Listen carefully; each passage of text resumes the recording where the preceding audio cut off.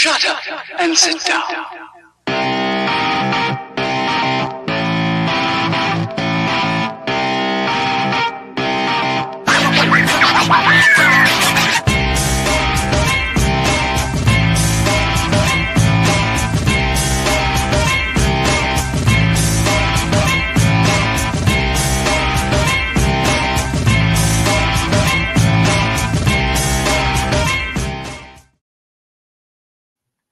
Hello. Jacqueline, are you there? Yes, but you glitched for a second. Mother of God.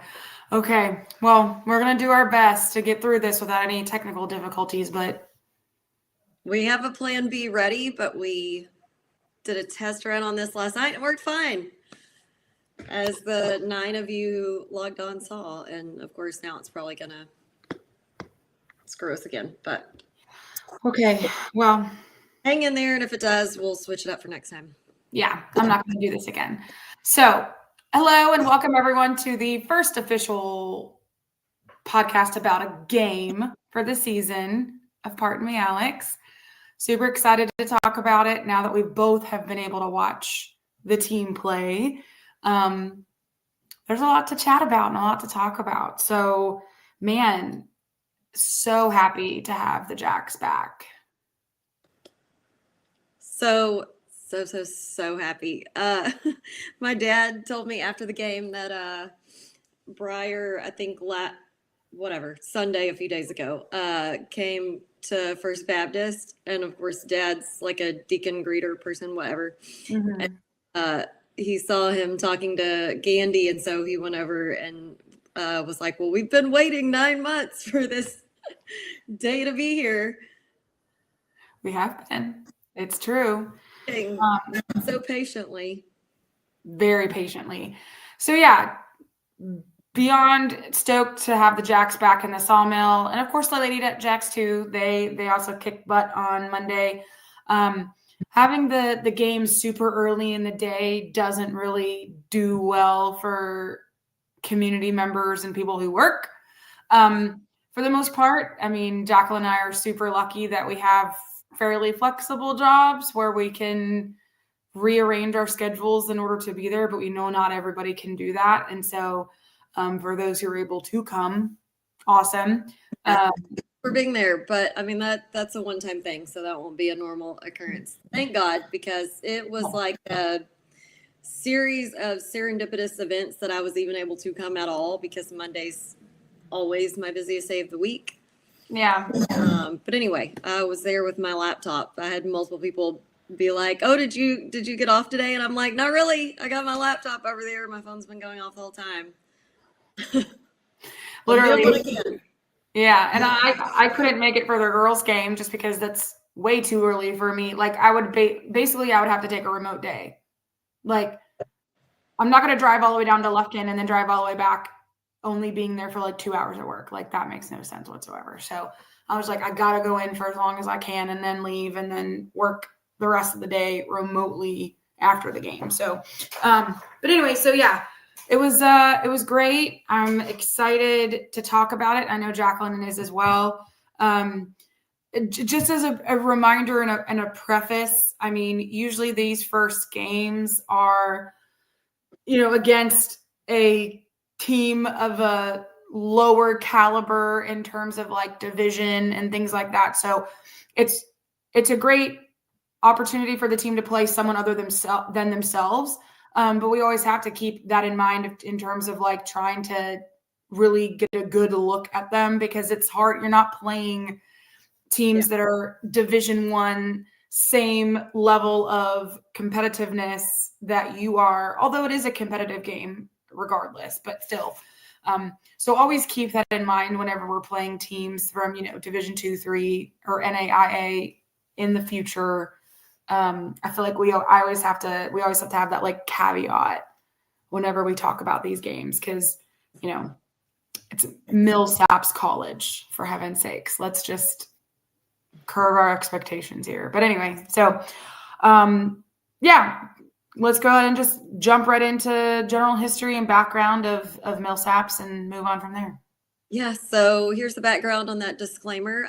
Millsap College is a private liberal arts college in Jackson, Mississippi, founded in, well, I put on my notes 1980. I think it might have been 1890, but anyway, it's affiliated with the United Methodist Church. The most popular majors include business, biology, accounting, and neuroscience. So Random.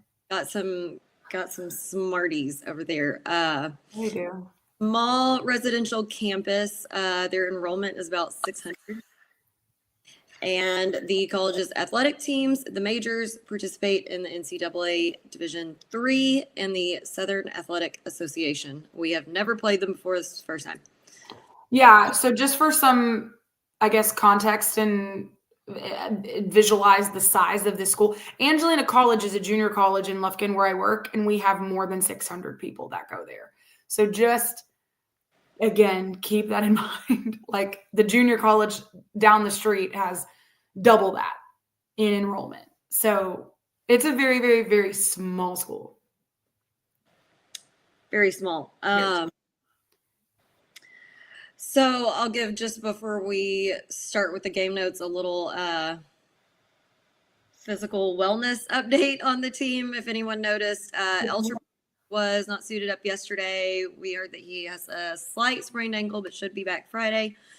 So fingers crossed. And Keon, we did not get to talk with after the game, so I did not get to ask him if his tooth has been fixed yet, because I think I forgot to mention that on the last episode. But if not his whole front tooth, a majority of one of his front teeth was knocked out in the Sam Houston game. Which apparently Laura Mack and Jacqueline both told me via text. And I guess twice. And I totally read over it or glanced over it and didn't even see it and respond. I'm so sorry, Laura. I wasn't ignoring you. Obviously I was busy at Oktoberfest that day, so it wasn't like I was, just sitting around twiddling my thumbs. But sure as shit, I would have replied when I saw a tooth being knocked out, especially from one of our players. So that just kind of reminds everyone how physical of a game that Sam Houston game is, was. But yeah, prayers for the tooth and prayers for the slightly spraying ankle. And the tooth. Oh my gosh. And Laura and I were laughing at that game because we knew that you were just so busy you hadn't noticed it, because Laura was like, she hasn't responded yet. I know she didn't see it. I'm going to text it again. And when you didn't respond, she's like, she hasn't seen that. Yeah, I haven't. Yeah. So I have to give one correction disclaimer on myself from our preseason episode. And any of y'all know my dad does not watch this, but after the game, I was going over our preseason episode notes to kind of give us both a little study session on all the new guys, because we're still trying to learn all of them. And I said that, who is it? Ahmed and Narit, I think. Yeah, I said both transferred from West Texas A&M, formerly known as Texas A&M Commerce, and I mixed that up. It's East Texas A&M that used to be Texas A&M Commerce. They came from West Texas A&M, way out. I didn't even catch that. Which is another reason that they should not call themselves East Texas A&M, because it's just too damn confusing. I'm sorry. It's not even. It's again. I brought this up ad nauseum. I'm not going to do it again. But they're not East Texas, for God's sakes. Anyway. Mom agreed with you on that. So anyway, thanks, Kay. Narit and Ahmed are from West Texas A&M, not Texas A&M Commerce or East Texas A&M. I mixed that up. That's so funny. They go from literally no trees to the Piney Woods. All the trees. Okay, so our game notes. So general notes, our starters, we had Cece, Keon, Gerald, Cam, and Latif. We did win 103-76. The attendance was 896. Sean Kennedy, stat section. And we have the full stats this time, everybody.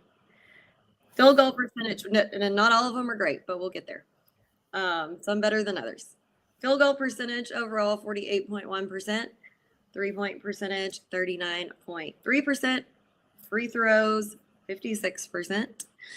Points in the paint, 50. Points off turnovers, 24. Second chance points, 26. Fast break points, 14. Bench points, 39. Total rebounds, 49. 20 offensive, 29 defensive. We had 20 fouls, most of which were in the first half, but again, we'll get there. Turnovers, 7. Opponent turnovers, 15. We had 9 steals, 4 blocks, and 20 assists. Our game leaders, High Point, again, second game in a row, Keon with 20 points, 5 rebounds, 1 assist, 1 steal. Latif just right behind him, 18 points, 3 steals, 2 assists. Marcus with 15 points and 1 assist. And then Gerald had something in every column, 13 points, 8 rebounds. So close to a double-double. 4 blocks, 1 assist, 1 steal. Those are some great numbers there. So player of the game, Jacqueline, who'd you go with? So I do know Keon was the high point on this game. And actually out of those 4 that I listed, he's at the bottom. But I'm going out on the limb and saying Gerald for this game. He was really close to a double-double. He had a stat in every column, 4 blocks in one game. I mean, I thought he played great. And he had multiple fantastic dunks. So yeah, absolutely. But I'm gonna give a gold star to Marcus because he is a true freshman and he was up there only 5 points behind the high point with the 15 points and 1 assist, and he played great. Yeah, no, I was actually going to give it to Marcus for me for player of the game because of that reason. He came in really heavy in that second half and really kind of showed everybody what he could do. Like Latif, I'm not concerned about him one bit. It's very obvious that boy is a shooter. It's very obvious him and Keon are going to combine for a ton of points for us this season. And so there will be plenty more opportunities for those two to get player of the game. But like Marcus really, really, really surprised me. I could see him being an amazing off the bench player to give obviously both Keon and Latif a little bit of a break. So that I was really, really impressed with Marcus Curry. He did well. But I'm not gonna deny Latif hitting them threes was, and it wasn't just Latif. There were a bunch of guys who were hitting threes. You know, if we wanted to just roll right into feats of strength from there, I was just so pleased to see, what do you know, shooters. Our boy Latif, he was 6 of 9 from the 3. Cam hit 2 of them. Marcus hit 2.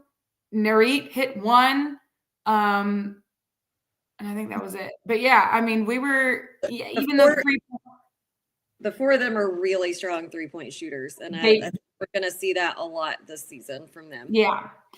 I mean, and of course, our 3-point percentage wasn't outstanding. No, it was good. But that's good for us. That's a really good 3-point percentage. Like, it wasn't like, holy shit, everybody's making them. Like, but that's good for us. So I'm pleased at that number. I mean, probably for some teams are like, oh, that's just normal. That's real good for us. I'm not mad one bit. I love to see that. I mean, it was almost 40%. I can't be mad at that. And huge feat of strength. We have shooters, and they're not afraid to shoot. That's one of my top. I mean, that's what I told you after the exhibition game. That's one of my number one, feats of strength for overall all of these guys. We have so many guys who can shoot, and they're being allowed to shoot and feel confident shooting, and don't get immediately pulled out if they miss one. And that's what you have to do for shooters to flourish. Mom says woohoo. No, I agree. I think another big feat of strength for me is the fact that everybody -1 that was suited up played. That just again shows how deep of a bench we have, and that every single guy that is suited up can play. And I think everybody that played -1 Christian didn't play for that long. He didn't have an opportunity to score anything, but he had 2 rebounds in that 8 minutes that he played. And then Harris played for less time, 5 minutes, and he scored 2 points, had a rebound, and that was it. But still, like, that's pretty good. That's contributing. Contributing. I lost my way the word to say, but I mean that's a contribution of merit. 2 thumbs up on everything. Absolutely. I do have obviously some grievances which we can get to in a minute. Most of them not even about the team at all. But I was really, really impressed for what I saw. I mean, Jacqueline, you were pretty straight on and spot on when you were talking about how impressive they were versus Sam Houston. And that was Sam Houston. I can only imagine when we're playing a team, that I get to watch, D1, that'll happen on Friday, more on our level. So. Evenly matched. Yeah. And did I not tell you we run plays? Jacqueline. And we run inbounds plays. Jacqueline. And what do you mean? And of course, yes, there were substitutions, which the whole teams are going to have substitutions. Like, to sit here and say that you're going to have the same 5 guys out there the whole game is asinine. But it was more of a, calculated substitution. It wasn't just like, well, someone did bad, so we're going to take them out immediately. Right. And it was either once or twice that he did sub out the full rotation all at once. But honestly, and I told Alex this yesterday because we had one of our group texts making a comment about it. But, he didn't do that really. I don't think he did any in the Sam game. But I think that was more of yesterday was a D3 team. Yep. That's one of those early season games that you shouldn't underestimate them, but it should be an easy dub. And so that's meant to be a learning process game to sub people in and out and try different lineups and whatnot. So I'm not mad about that. Laura said, yeah, love that almost all the bench was out there. We do too. Yeah, no, agreed. It 100% is an opportunity to get every butt off the bench, give them some time in competition, and really kind of stretch her legs, so to speak, to kind of figure out, strengths, weaknesses, things to work on for the upcoming match, in the rest of the season. So I'm not mad at all. Like, I loved it.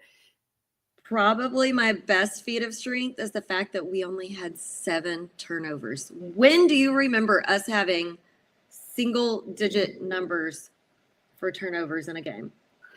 It's been a while. There may have been maybe 1 game last season. Maybe. That's being generous, Jax. I don't really, you know what I mean? I don't even think. I mean, I would have to go back and check the numbers, so don't quote me. But I don't think we were under 10 on any games last season. But I think we were excited when we were actually under 15 at any point. Like, being in single-digit turnovers is, well, first of all, for any team, that's really good, rare, almost. Yeah, that was good. Mom says we need to listen to his post game. I didn't even see it posted. Oh, yeah, I didn't see it either. But I guess we'll have to go back and watch that. I was waiting for it and never saw it. We'll have to go watch it later. So another big feat of strength is on our rebounds, because the last game we only had 4 offensive boards, and this game it was a much better balance on the rebounds. We had 20 offensive and 29 defensive. I mean, 4 offensive boards a game is just not acceptable. I mean, you're not going to have any opportunities for second chance points if you don't get more than that. So I was very happy to see a better balance on the offensive and defensive boards. So we got to be following our shots. I agree. Let's see. I mean, obviously, other than the season being back, and we had a great first win. I loved how, a lot of the stuff that Coach talked about when we spoke to him in late May, a lot of that I could see obviously coming to fruition on the court. I mean, he talked about that we will only play as fast as needed to win. It didn't seem like we were pushing it and pressing it too hard. It was a different style of play than what we're used to, but at the same time, I mean, defense was still a factor, as it always should be. But yeah, I feel like the team passed really well. And again, it just still blows my mind how cohesive they looked on Monday night, last night. And this is the first season that most of these guys, if not all of, that all of them have played together. I mean, the only two guys that have played together were Keon and Cece. That's it.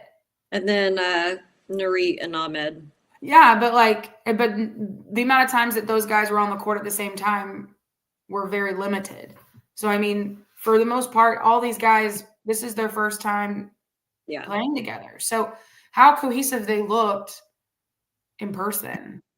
I mean, the passes were slick. There was only maybe a couple that were crazy and, had a turnover, and I think that was the majority of the turnovers. They weren't even like mistake, like in game turn. It was mainly like, they passed it was a pass ball or something. It wasn't even an unforced turnover. Yeah, that's exactly it. Yeah. So a lot of good on Monday night. Again, I'm keeping the expectations where they're at for the team that we played. The bigger test will be on Friday.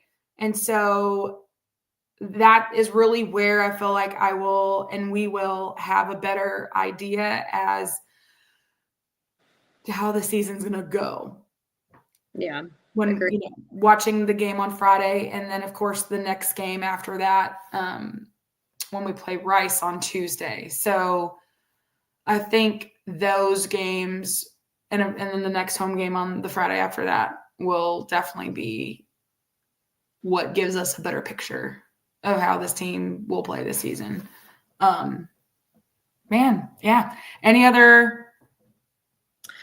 The only last feat of strength I had, and this is just an aesthetic on the facility, but the new decals on the walls around the court look nice. 100% agree. We saw those first at Meet the Jacks, and it was, those looked good. So good. It totally changes the environment. I feel like it feels more, I don't collegial isn't the word, but it feels more like a power, mid-major team Coliseum should be, I agree. It's just more branded and yeah, definitely more purple. Definitely it's, beautiful, bright purple in your face. You can't mistake it. You can't miss it. It's going to look, I'm sure it looked good on TV, or I hope it did. Yeah. Love that. I watched a little bit of the game today and it looked fantastic. Okay, good. Okay. Any other grievances or not grievances, positives? No more feats of strength for me. All right. Moving on. Tradition of Festivus begins with the airing of grievances. I got a lot of problems with you people. Now you're going to hear about it. You. All right. I'll kick it off real quick with one. This isn't a grievance for the team. This isn't a grievance for anything other than, and please people don't take this the wrong way. I was really, really hoping for like a fresh, new vibe, aesthetic when it comes to like our intro video. And I know Jacqueline and I talked about this. And yes, I realized that there was really no game footage that they could use yet for the intro video, and that will come later. But I felt like it was the same sort of vibe as last season. And I'm like, okay, this is a new coach, a new era, a new everything. Let's do something different. And it was a very similar template, I would say. Yes. And I was really hoping for something like that would blow my socks away, and it just didn't happen. Maybe it'll happen on Friday. They'll have some game footage they can throw in there. Maybe it'll have a different feel to it. I don't know. I love the people who do our videos, but that's what I was really hoping. It's again like something that shows fresh, youth, clean, like something different, a different vibe. Like that's what I was hoping for, and it just didn't happen. And I'm like, it just missed the mark for me personally. People, I'm sure, will have different opinions, but that in my head, I guess I was hyping it up for something bold, fresh, new, boom, in your something, you know? Yeah. That was me. That was just me. I got a few facilities grievances. I will co-sign this as well. Our gate is still not fixed by our seats. Gate will never be fixed, Jacqueline. But now it looks even worse because it has like duct tape around it or something. I don't know. For C1 athletics program, I don't want to see duct tape on the gate. Anyways. Well, yeah, they pay money to wrap the whole stadium in beautiful wrap and branded, and then they leave that. Yeah. Okay. Number 2 on facilities, the screens, the hanging screens on the baseline that are supposed to show the lineup of players in the game and their points, fouls, etc. were not working. I don't know why. Dad was like, I mean, did they not know that today was the first game? Like, did they not test them out? I'm like, Dad, I wish I could tell you. I don't know. But yeah, they were not working. And there were no programs at all. We have a whole entire new roster, and there's no program. I mean, and I've heard people say that I guess allegedly we're talking about doing digital programs with like a QR to scan. I got a couple of comments on that. Number 1, if that's what they were doing, there was no signage up saying to do that. Number 2, half the people who come to these games are old, and they are not going to know how to do that. Do you think that Richard Parton and John Alvin Woods and Joe Max are going to scan a QR code to look at a program? No. They want to just be handed, even if it's on computer paper, like we need something printed out. Yeah, yeah. You don't have to print out a ton, but I think if you want to do both, like print out a handful of basic programs, just the roster for heaven's sakes. Like they don't need all the fluff, but just a roster just to have something physical. And then if you want to make the pretty program where people can scan it and people like myself and Jacqueline can scan a QR code and it pop up on our phones, great. But yeah, not having, especially like having almost a brand new entire team and not being able to. And it's the very first game. People want to know, gotta get familiar with these guys. And I'm telling you, the Nacogdoches over 50 crowd is not wanting to scan a QR code. Right. And I think I'm all for like be environmentally green and let's not like waste up a bunch of trees, but there's some sort of middle ground. Some people just still need a program. I'm just saying. No, I agree 100%. I mean, like I said, if you don't want to print as many, fine, but at least have a good number out there for people to grab. Yeah, and have them show their senior citizen discount card to get one or something. I mean, if they have any gray in their beard or hair, they can get a physical program. Everyone else scan a QR code. I mean, but it's true. You're not wrong. I mean, my mom knows how to scan a QR code, but I mean, she also really loved to collect the programs with all the players' faces on them. I don't know, but yeah. Last one that's nothing to do with the game. I'm gonna try not to sound rude. We don't know him. Never seen a game in our lives.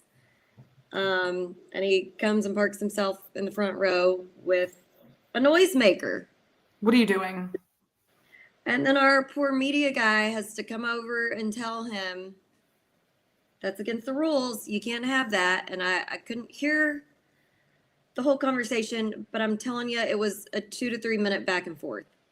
And I'm like, this is so above this poor media guy's pay grade to be sitting here trying to argue back and forth with this dude. And I'm like, we just don't want to get a technical, which he didn't hear me. And thankfully, because I didn't say it with the correct voice, not very diplomatic. But Laura turned and just very nicely, kindly, diplomatically was like, well, we don't want to get a technical because they're against the rules and they'll call tech if you use it.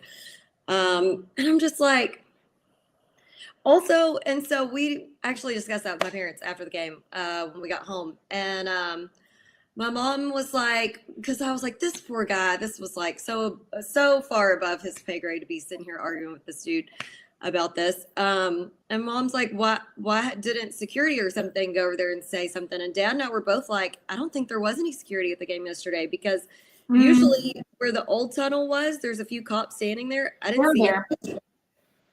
They were there. Well, I didn't see them, and and it wasn't necessarily. There's two different instances that they should have been handling instead of that poor guy yesterday. That and whatever complaint the other coach had with the fans behind the stands. I'm getting to that one. That should be a security thing if it's an issue to go and just say, hey, look, this is your warning, whatever. I'm getting to that one. Don't worry. Yeah, take it on that one. Oh, well, just to continue backing up about the noisemakers. Again, it should have been a quick, hey, just FYI, you're not allowed to use any sort of artificial noisemakers. And I could have sworn I heard this guy say, I've done it before. Baby boy, I Googled it just to know that I was right. The NCAA has not allowed artificial noisemakers since the 08-09 season. That's almost 20 years. Which also, here's the thing. I don't care if you did it yesterday. If someone in an official capacity walks over and tells you, sorry, gonna have to ask you not to do that because it's against the rules, don't do it. It's nothing personal. Let's not get butthurt about it. It's nothing to get defensive over. He's simply very kindly asking you not to do something that is against the rules. He didn't make those rules. He didn't write up the NCAA regulations for game procedures. He is just the messenger. He is not getting paid for your shit. So put up with all that. Exactly. And there's no, it doesn't matter. I don't give it. There's no reason why. There's a reason why they don't give out those boomsticks anymore. There's reasons why these things are not allowed anymore. Okay. And again, whether you like that rule or not, it doesn't frickin' matter. It's the rule. Not at all. There's plenty of laws and rules and policies that I don't really like, but guess what? It's a freaking rule, law, policy. And if I don't want to get in trouble, baby boy, I got to follow them. So just toe the line. Give me a break. You mean to tell me you can't cheer or, clap and make noise the old fashioned way? Give me a break. Anyway, he was apparently not, because then he was playing on his phone the rest of the game. He was playing little games.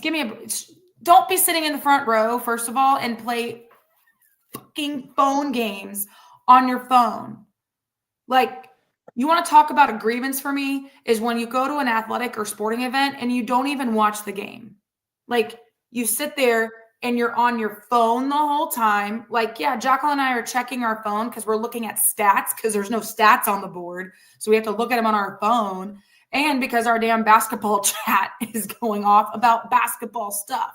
So it's and because my work email was blowing up yesterday because it's 2 p.m. in the afternoon on a Monday. That too. So it's don't sit in the front row. Don't go to any game and just sit there and play games on your phone. Or God, I've seen people read books. What are we doing? Why are you here? Why are you there? Go sit at home and read the book. I don't know. That just drives me up a freaking wall. But I digress. The second, the play stoppage for the coach for Millsaps to complain to the refs and then subsequently call him over to complain to him that the fraternity behind the opposing team was apparently getting too rowdy is so lame. I couldn't hear what they were saying. I can't tell you if maybe one of them took it too far. It's possible. It's college and it's a fraternity. It's a group of college boys. It's very possible that maybe one of them stepped the line. Sure. But what are we doing? Like, give me a break. Do you truly think that that is the only time that those poor basketball players are going to hear those things yelled at them? Probably not. I'm so sorry. Go try play at a freaking Power 5 school and see if the same shit doesn't happen. Because I can guarantee you, from us being at these games, we've had to sit through some really gnarly heckling. Yeah. Really gnarly. And guess what? You just deal with it. Now, I mean, I wish I knew what was said and what the complaint was, because if not that I'm excusing it, but I'm not acting high and mighty either. Like, if it was cursing, I guarantee you every player on that bench has said and heard all of those words. We probably all have. If it was something racially derogatory, then I can get behind him. Sure. And I'm with that, but I just wish I knew what it was, because if it's just cursing or heckling, then like, yeah, that's every game. And you know what? And this generation of kid, there's just they're more emotionally intelligent, meaning like they really don't do a lot of bullying, to the point where, like, when I was in school, my God, we said some really raunchy, bad things to opposing teams and players. First, a lot of the students nowadays, like, they're very cognizant of the fact that, like, oh, I can't go too far because, the golden rule, da-da-da-da-da. Not saying they didn't do it, but I just know from being around students, like today, legitimately, I was watching students in a classroom cheer on their friends in the classroom because they didn't want them to feel left out or bullied or felt bad because they didn't do their project correctly. And I'm like, that's really not something you want to cheer on, but I appreciate how much you appreciate your friends. But they didn't do their stuff right. So it's really not something you cheer, but we want to make them feel included and loved. Well, kill me, first of all. Second of all, I really enjoy how much you love each other. So again, I don't know what they said, and I really could care less. But at the same time, I'm like, come on, grow some thicker skin.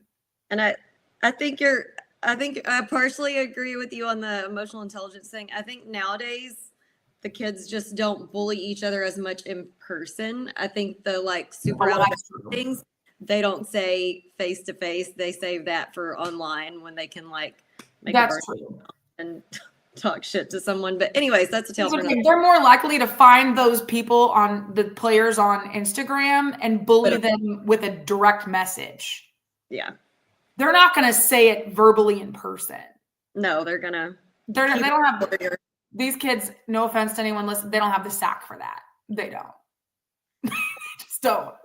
Like, whereas I'll say some crappy to your face, but I mean, you know what I mean?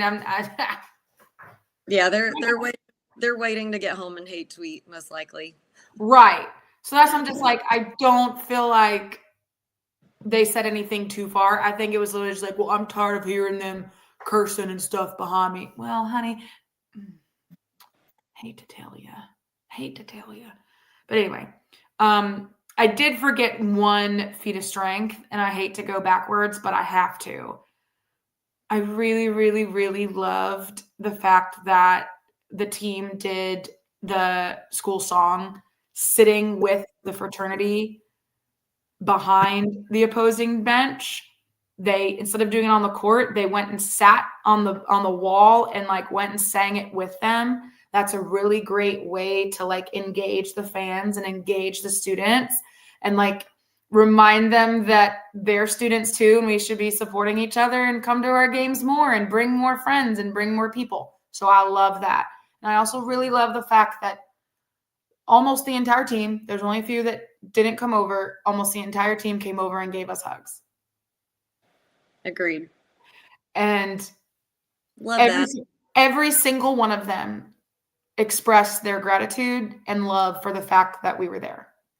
But it wasn't just obviously to us, it was to everybody that was there. But like the fact that they all said it shows what kind of men are on this team. Like, they all were super sweet. Literally every single one of them said something. Sometimes we'd have players that would just come and be like, okay, thanks. Oh, yeah, okay. Yeah. Every single one. Thank you for coming. We appreciate you. Thank you for coming. I'm like, I like that. I like that a lot. You definitely love that. Okay, so back to the grievances. Yeah. So now I'll get to my actual game grievances. Yeah. That free throw percentage is that garbage. Yeah. Someone had to say it. 56%. That's atrocious. I'm sorry. It is so bad. It was really surprising too, because like Keon normally doesn't miss. He missed 2. There was a 4, didn't he? Well, it says he was 4. No, it says he was 4-6. Oh, okay. I for some reason was thinking he missed 2 like on both ends, but I'm confused. Obviously. No, it's okay. There was a couple guys that didn't make a single one. No, there's only one guy. Moo attempted 2, didn't make any. I mean, when you look at the stats, you're like, okay, there's 1 miss, there's 1 miss, there's 3 misses from Cece, which is again not great. So yeah, definitely need to clean up those free throws. The only reason the free throw percentage was so stellar the last game is because Keon shot almost all of them. Well, he scored 90% of the boards. Maybe Keon needs to lead free throw shooting practice. I don't know, but I mean, listen, I know they can be difficult, but the thing is, I'll only be on my soapbox for a minute. But free baby. They're free, first of all, but it's mostly mental, in my opinion, because a free throw is one of the easiest shots you can take on the court. I mean, it really is. And there's only one trick to it.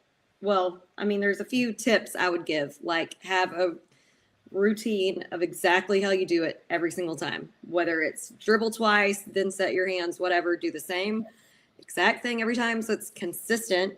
But really the only trick is you just got to get a good backspin on the ball, and as long as you're close, it's going to bounce in there.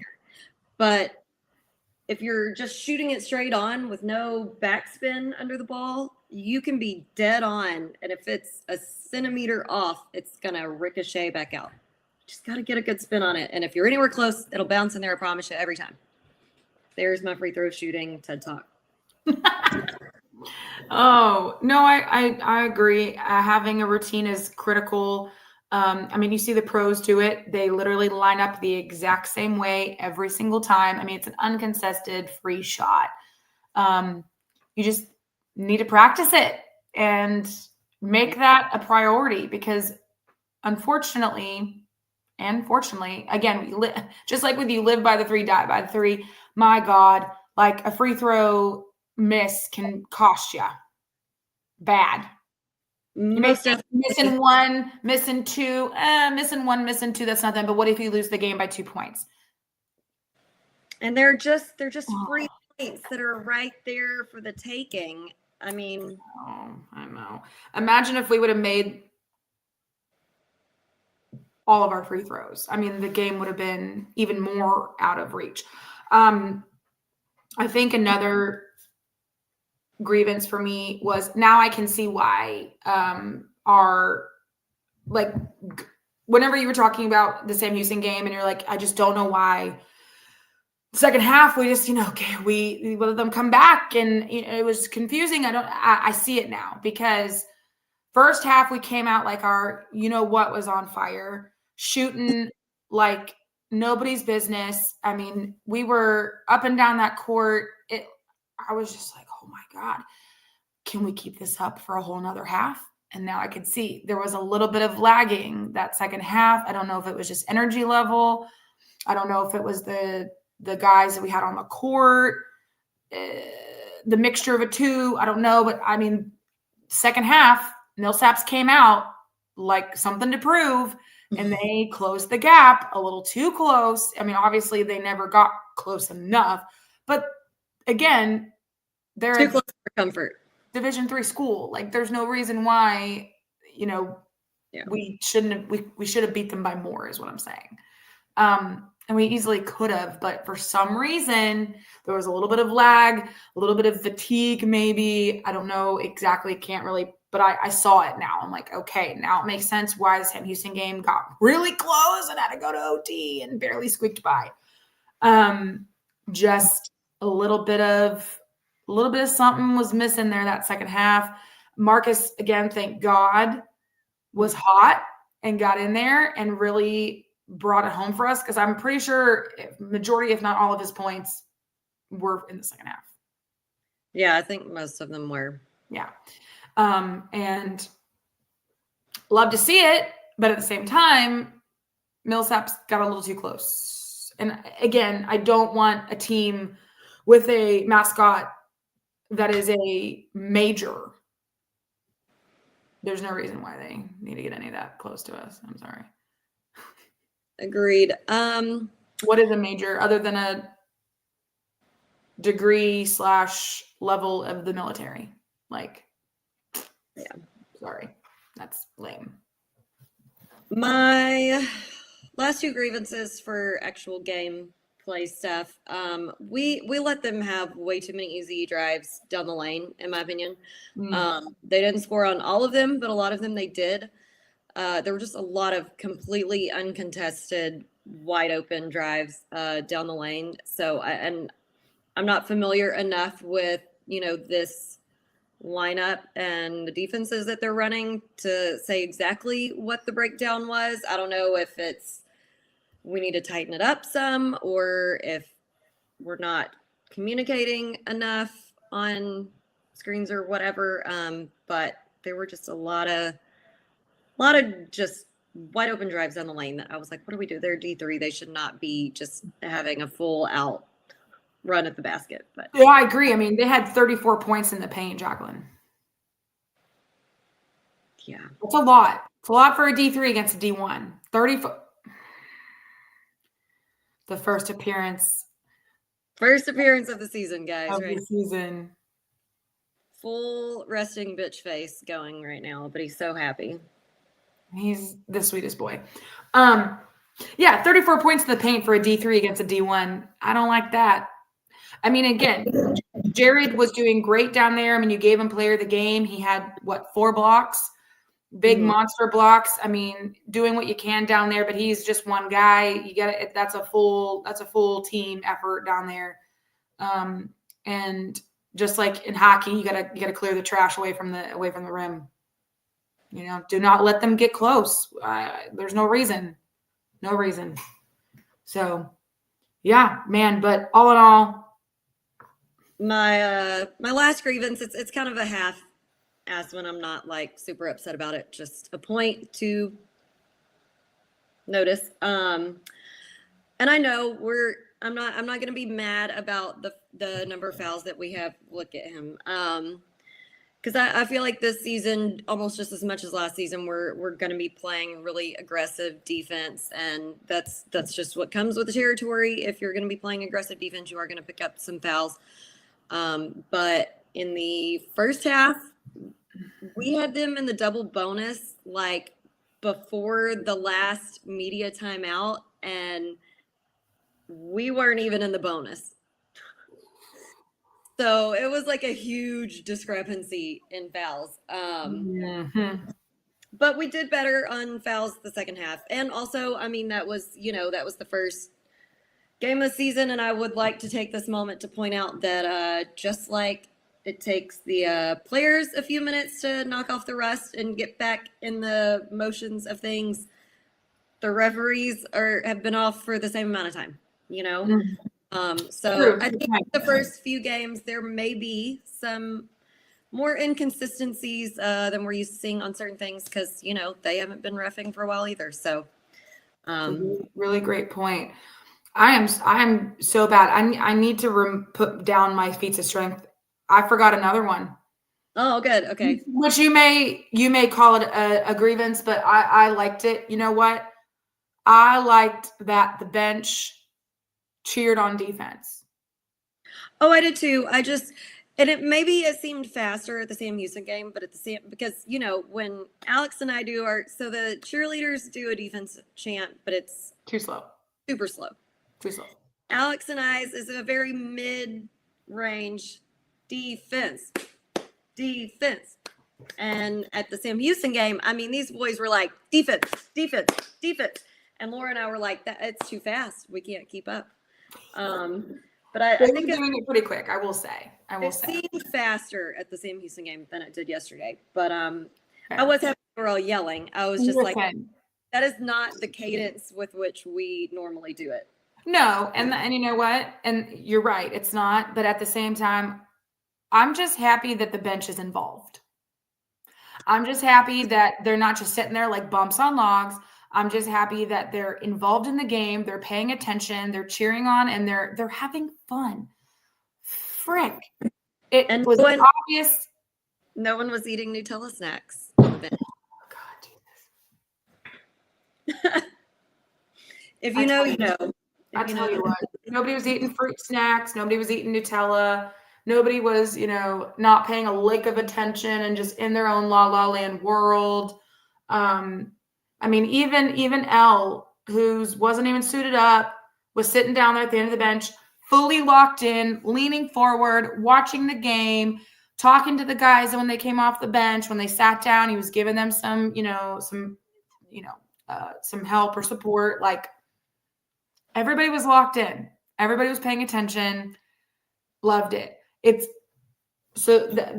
forgot. I need to write these down, man. But anyway, all in all, impressive game. I'm excited to see how we look on Friday versus a D1 team. I'm anxious about it for a few reasons. I'm sure Jacqueline knows at least one of the reasons, because she would probably agree on it. Oh yeah, we're excited to see our Matthew Elizabeth on Friday whenever we play Arkansas State. I'm excited. Be there. We hope that he has a fantastic game, but we do hope that they lose. Correct. Like, I want to give him a big squeeze and just whisper in his ear, like, I love you. I'm so excited to see you. I hope you do well, but I hope you lose as a team. And like, you can't hate me for that comment. Like, he would probably been like, yeah, all right, fair. You know what I mean? He would understand 1,000%. He would understand. He knows us well enough that shouldn't be surprising. But yeah, so I guess if I had to describe the first game, would just be, I don't know. I'm excited. It's exciting. That's a good one. I finally, for once, had a thought come to me just now. That's perfect. Christmas. Oh. I mean, I really feel like the first real day back in there is like Christmas morning. Like, it's just the best day of the year. The best day of the year.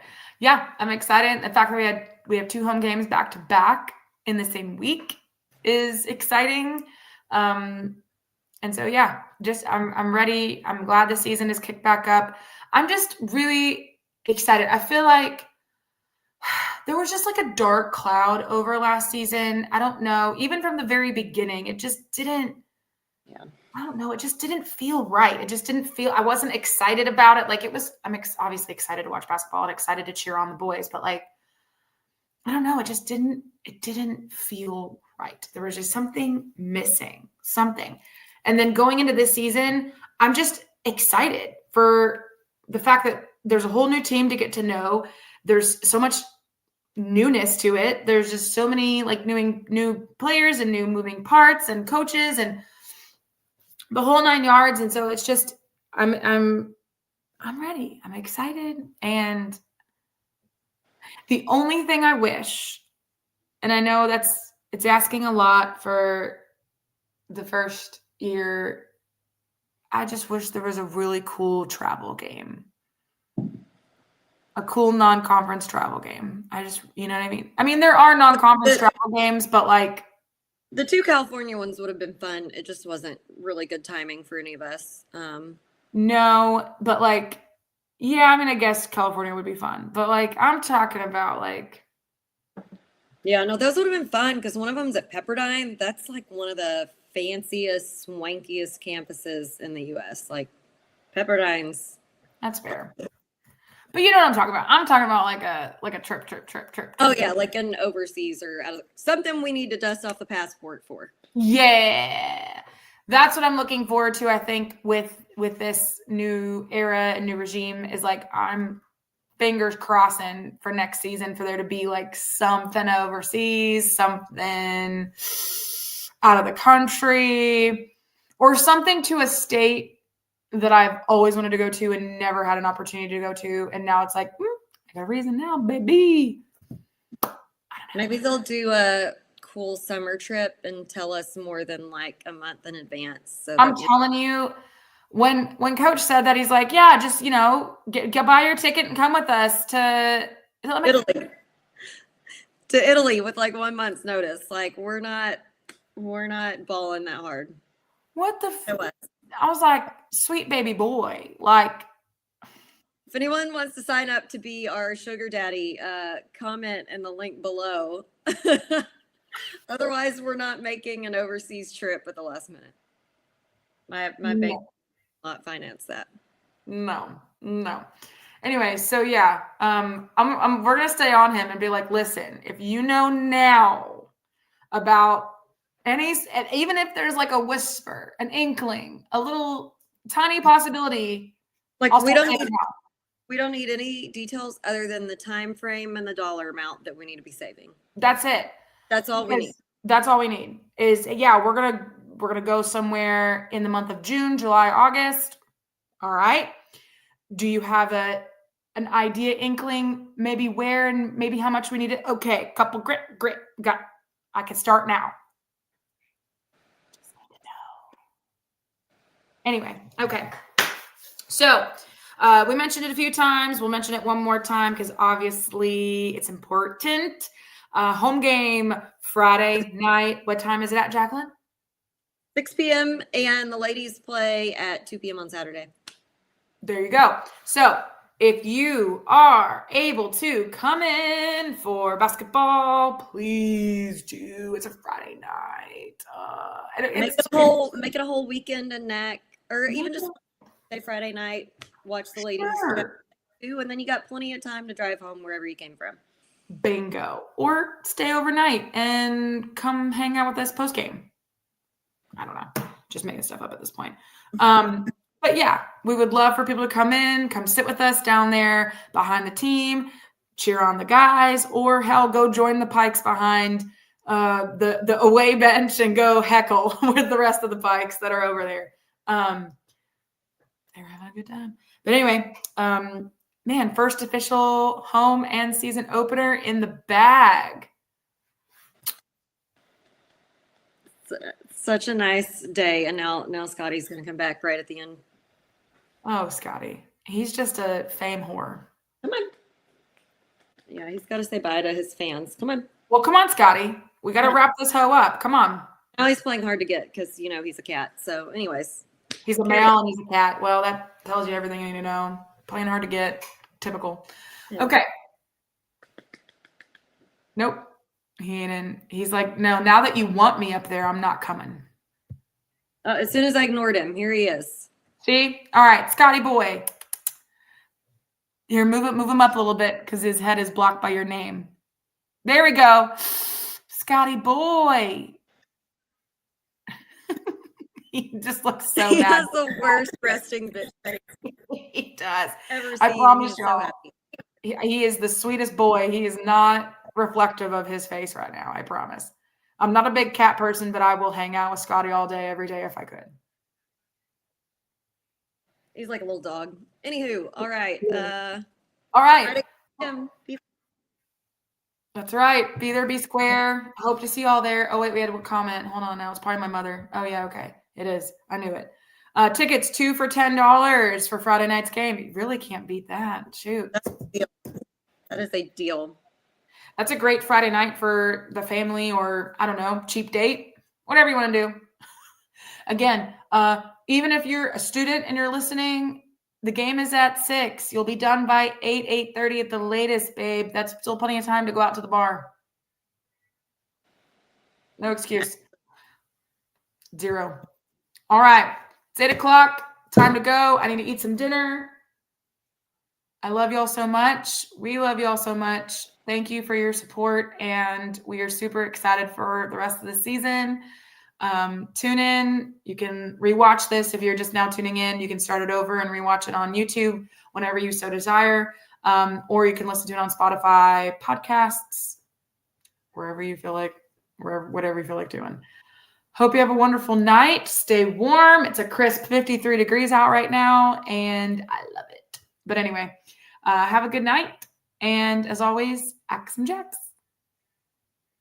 With Alex and Jax. Toodles.